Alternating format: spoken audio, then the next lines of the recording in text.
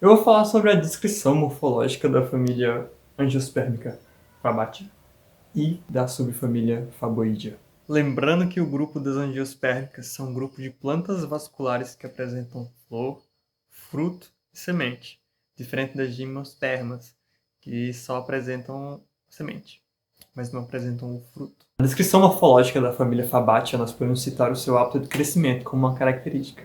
Dentro dele, as plantas podem ser ervas, podem ser arbustos ou lianas. Um exemplo de erva seria a Stylosates humilis, um exemplo de arbusto seria o Adenocarpus complicatus, e um exemplo de lianas, que basicamente seria uma trepadeira, só que lenhosa, seria um tipo de epífita, seria o Dioclea violácea, que as pessoas conhecem por olho de boi.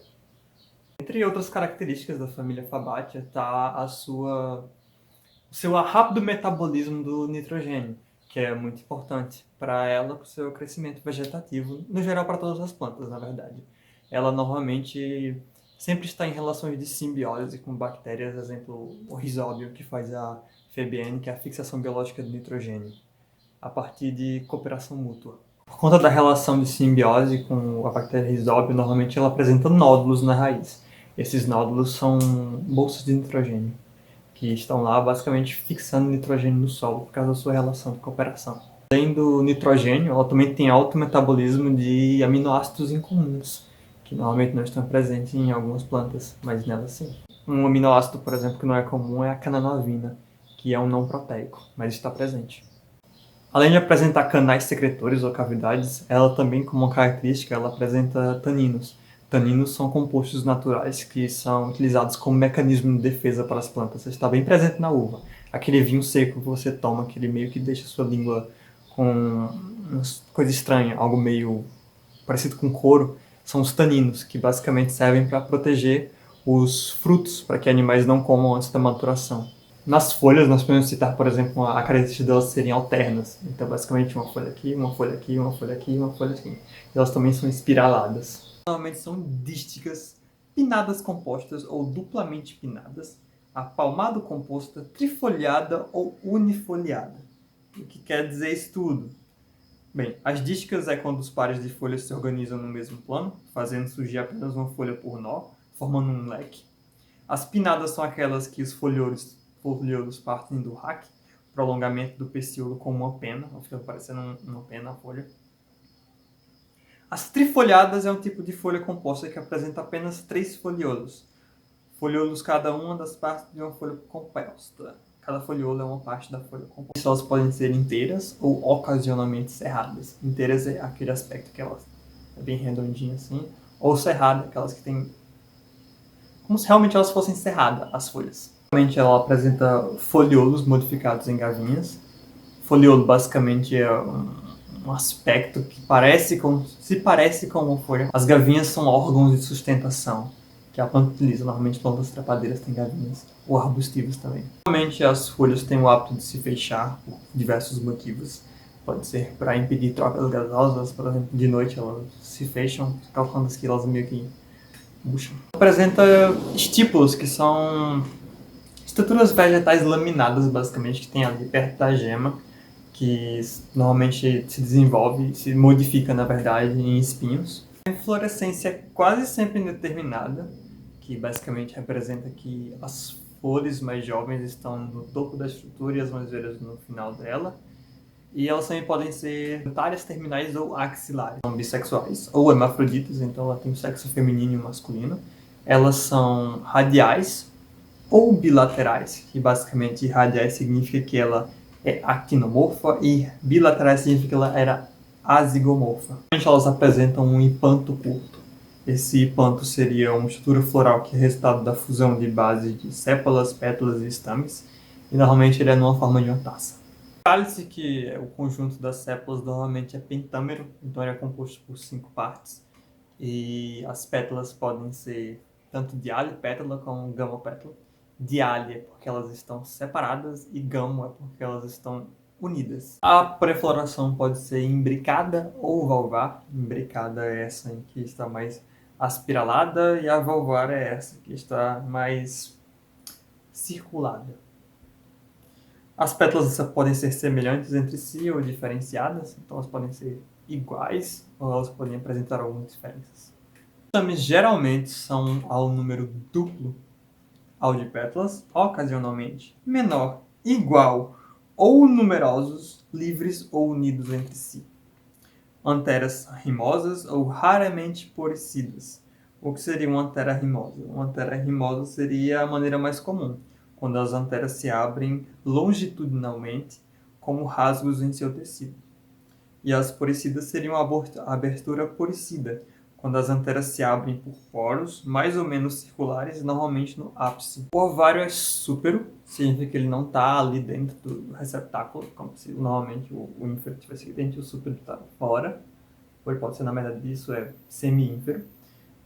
Normalmente é unicarpelar, então só apresenta um carpelo, que é a estrutura de reprodução feminina, geral dela no caso. Muito raramente pode ser de 2 a 16 carpelar ou dialicarpelar. Dialicarpelar seria vários ovários ali dentro, só que eles todos separados, soltos, livres. Então, se você imaginar que o ovário, basicamente a placentação seria aqui, marginal. Ela teria de entre 1 a numerosos ovários, então depende muito. Normalmente, porém ele pode apresentar outros tipos de fruto. Pode ser do tipo drupa, que é como a manga, ou um fruto seco, que é o tipo sâmara.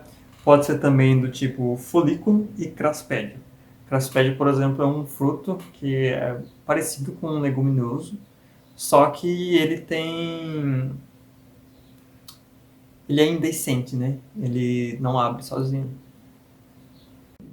A fórmula floral basicamente representa que o X é que ela vai ter diferentes tipos de simetria e o asterisco representa que ela é actinomorfa.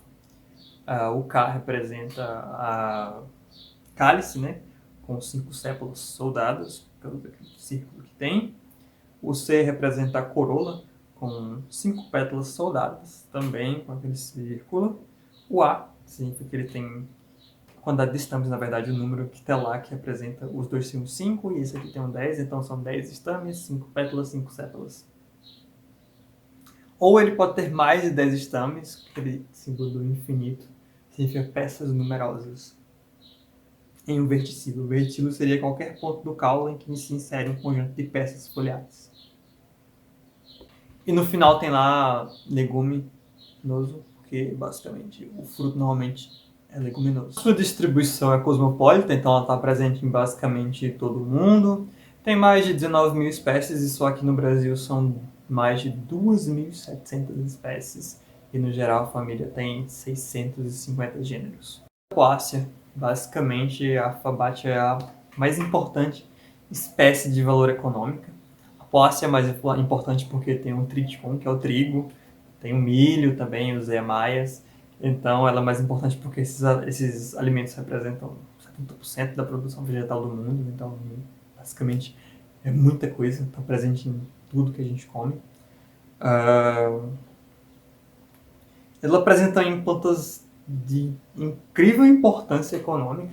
Ela tem a soja, que também é muito importante para a alimentação tanto humana quanto animal no geral. Tem o feijão, tem a ervilha também, que pertence à família Fabaceae. E finalmente chegando na subfamília Faboidea, que é representada por ervas, arbustos ou árvores, com folhas pinnadas compostas a trifoliadas, ocasionalmente unifoliadas, com inflorescência com flores mais ou menos laxas, abrindo sequencialmente, corola bilateral na maioria, imbricada, com pétalas superiores mais externas, 2 pétalas basais connatas ou aderentes no ápice, vistosa, significa ela bem visível. Essa parte aí basicamente fala dessa ilustração que tem aí, que tem o estandarte, a ala e a quilha. A ala pode ser chamada de asa também. Eu não sei ao certo qual é a função dessa pétala estandarte. Pelo que eu pesquisei, basicamente ela serve para orientar o polinizador a como extrair o pólen da flor. Só que eu não consegui encontrar nada conclusivo sobre.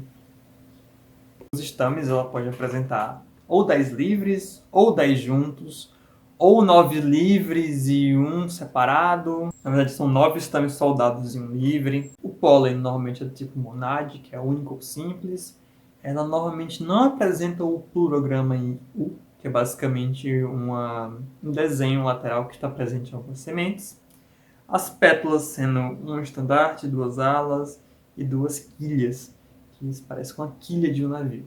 Dentro da faboide existem diversas espécies de interesse econômico, como por exemplo o amendoim, a soja, o feijão. Todos eles estão dentro da subfamília Faboidea, da família Fabaceae, da subfamília Faboidea.